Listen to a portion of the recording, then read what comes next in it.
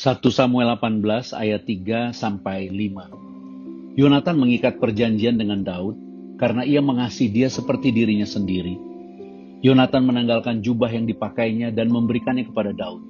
Juga baju perangnya, sampai pedangnya, panahnya, dan ikat pinggangnya.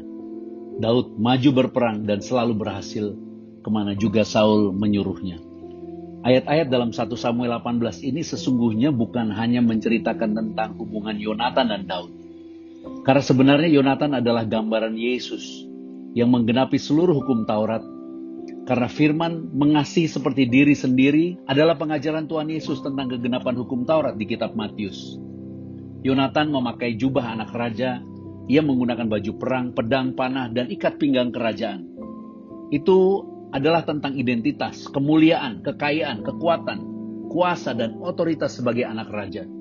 Namun karena kasihnya kepada Daud, semuanya ditanggalkan dan diberikan kepada Daud, anak gembala yang miskin, yang tidak memiliki apa-apa sama sekali. Itulah gambaran Yesus, yang karena kasih telah menanggalkan identitasnya. Ia yang adalah anak Bapa yang Maha Kudus, Raja segala raja, telah mengambil tempat Barabas, anak manusia yang berdosa dan jahat. Ia menanggalkan kebenarannya, ia yang tidak berdosa, ia tidak mengenal dosa, dan di dalam dia tidak ada dosa. Namun ia telah didakwa dan dihakimi sebagai penjahat, dan ia tidak membantah ataupun menolak semua tuduhan yang dijatuhkan kepadanya. Ia telah menjadi dosa karena kasih yang besar.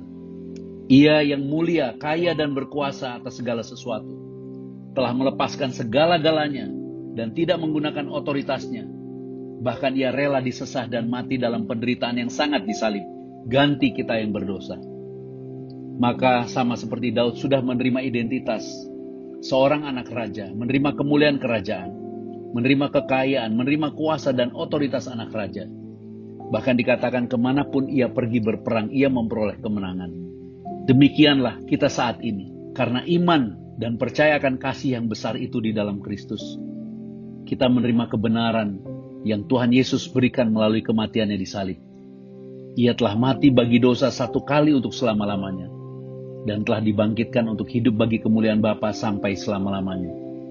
Sehingga dalam kuasa kebangkitannya kita sekarang menerima kasih karunia yang berlimpah-limpah, menjadi anak Bapa di sorga. Kita menerima anugerah kebenaran karena iman, dan menerima otoritas dan kuasa Roh Kudus untuk memperoleh kemenangan dalam setiap peperangan kehidupan kita, untuk memuliakan Bapa di sorga. Percayalah akan kasih Bapa yang besar dalam Kristus. Terimalah kasih karunia dan kebenarannya tanpa syarat. Dan jadilah pemenang karena iman kepada Yesus Kristus oleh kuasa Roh Kudus. Tuhan Yesus Kristus memberkati kita sekalian. Shalom.